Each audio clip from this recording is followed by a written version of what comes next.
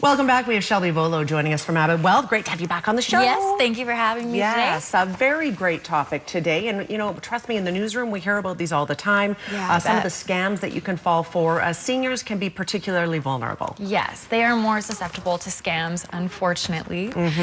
So today I thought we'd talk about the top 10 scams that are occurring that people should be aware of. Okay. Yeah, so if we look at our first slide here, the top 10 scams targeting seniors, and we go to the next one there. So medical care and healthcare scams. So this one's kind of more targeted towards the US because everyone in the US has Medicare. They don't go private with like Blue Cross and Manulife, Sun Life, whatever. So people don't even really have to research what the person has to scam them. So they call them and try and confirm things over the phone and then end up getting a lot of personal information. Sure. Counterfeit prescription drugs, because as we know, as you get older, the cost of medication is very expensive, especially if you don't have a plan. So they are looking online to get these cheaper medications, and they're not actually real. So since 2000, the FDA has investigated an average of 20 cases per year, which is up from 5 cases a year in the 90s, and they're paying for pretty much fake medication. And does the medication come at all, or is it just a placebo, or it just doesn't show up in their mailbox? It does show up, but it could be unsafe substances as well, Sure. which is something to be cautious of. Oh, totally. And then funeral and cemetery scams. So this one I thought's really sad, but Sad. they pay attention to obituaries, and then they'll show up to the funeral and actually attend the funeral. And then they'll say that, you know, your spouse or whoever it is owed me money, and then the family member feels obligated to settle their debt. And the second one, which was really too bad, is disreputable funeral homes will upcharge things because they know they can take advantage of the person who's already paying the funeral.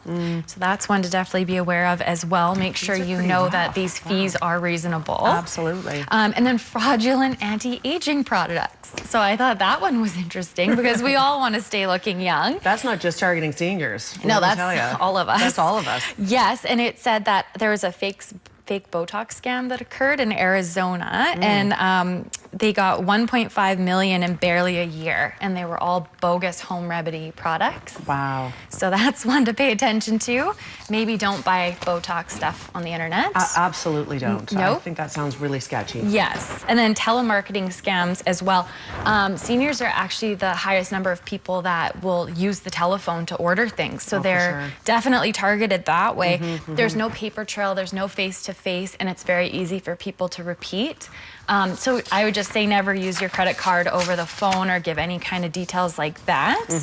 Another one, of course, internet fraud, because seniors aren't as familiar with the internet. They're easier to target for virus scams and things like that.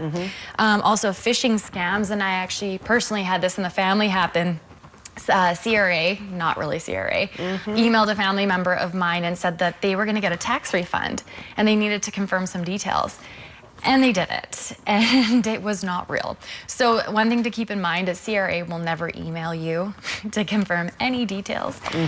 They will always mail you a letter, or if you sign up for My CRA, that's a great way to make sure you're communicating with a real CRA representative. Absolutely. Yep.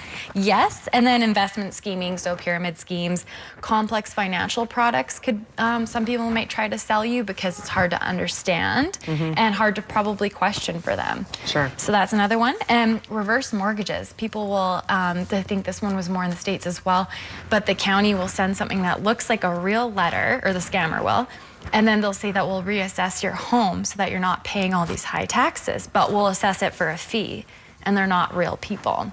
So another way of scamming seniors. And then reverse mortgages. Some people might try and get a senior to reverse their mortgage to start taking an income from their equity, which is usually in the other person's best interests. So that's another one to be careful of. This is depressing. It really is. There's a lot of stuff going on out there. And sweepstakes and lottery scams, that one's kind of self-explanatory.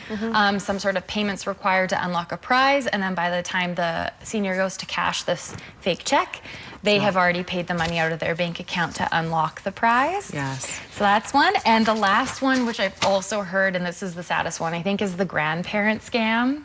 When someone will call and say, oh, hi, Grandma, do you know who this is? And of course, your grandparent's going to guess and say your name. And then from there, it's very easy for them to try and ask for money. And it's usually a small amount of money, but it's very easy to get because grandparents are so loving. And then they'll say, please don't tell my parents because they would be so mad I asked you for money. So then it doesn't go anywhere. So it's quiet. This is just between you and I, Grandma. Exactly. Yikes. So there is so many different scams to be aware of. Yeah, that's crazy. So I have another board here, just some things to think of. Don't be embarrassed. It happens. Talk to a trusted family member when you think you've been scammed. Absolutely. They can help you fix it.